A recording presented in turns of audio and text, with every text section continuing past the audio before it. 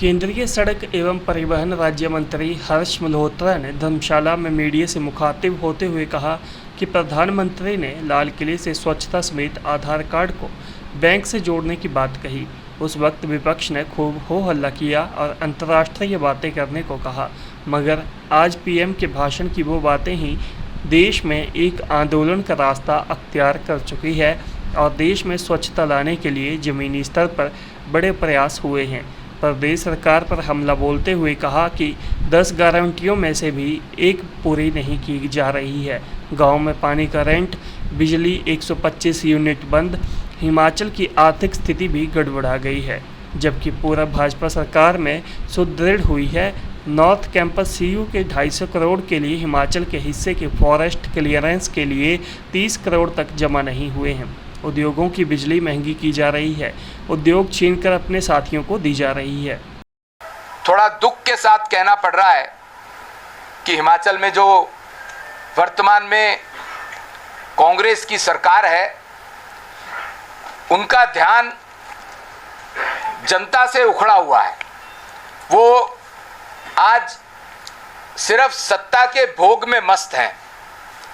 जो उन्होंने वायदे करे थे, जो 10 गारंटियों की बात करी थी चुनाव से पहले, सरकार बनाने से पहले, उनमें से एक भी पूरी नहीं करी है।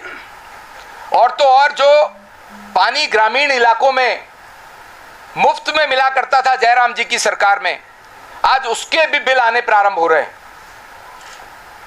जो 125 यूनिट बिजली फ्री थी जयराम जी की सरकार में, आज फ्री देना तो बहुत दूर की बात है, बिजली के रेट भी बढ़ाए जा रहे हैं और वो 125 यूनिट फ्री की स्कीम वापस ले ली गई है।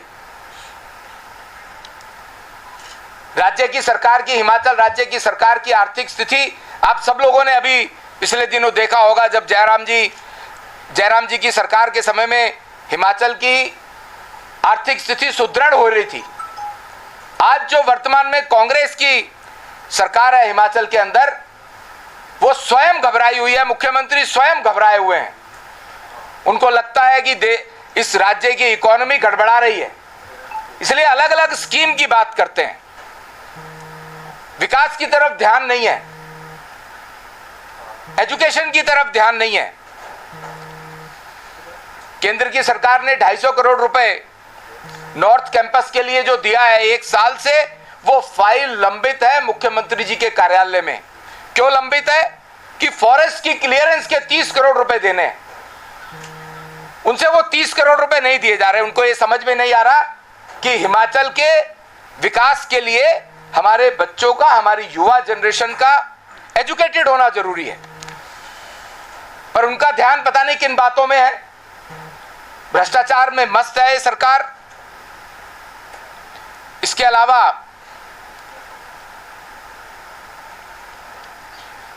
घरेलू बिजली में और औद्योगिक बिजली की भी दरों में बढ़ोतरी हो रही है लगातार। पर्यटन के नाम पर और शैक्षिक संस्थानों की जमीन छीनकर सरकार अपने साथियों को दे रही है। और दूसरी तरफ केंद्र की सरकार हिमाचल में लगभग 23,000 करोड़ रुपए के नेशनल हाईवेज बना रही है। चाहे वो पठानकोट मंडी का नेशनल हाईवे हो, चाहे वो मटोर से शिमला का हो, किरतपुर से मनाली का हो, पिंजौर से नालागढ़ का हो, इतनी बड़ी बड़ी योजनाएं, इतने बड़े बड़े नेशनल हाईवेज, ये केवल कंक्रीट की सड़क भर नहीं है।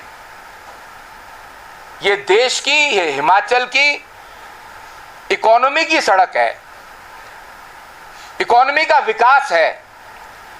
जब हिमाचल के गांव को ग्रामीण सड़क योजना, जिसमें इस बजट में 2,500 करोड़ रुपए मोदी जी की सरकार ने दिए हैं, फाइनेंस मिनिस्टर निर्मला सीतारमण जी ने दिए हैं, ताकि गांव, वो ग्रामीण सड़क योजना के तहत जो गांव का किसान का प्रोड्यूस है वो शहर तक पहुंचे।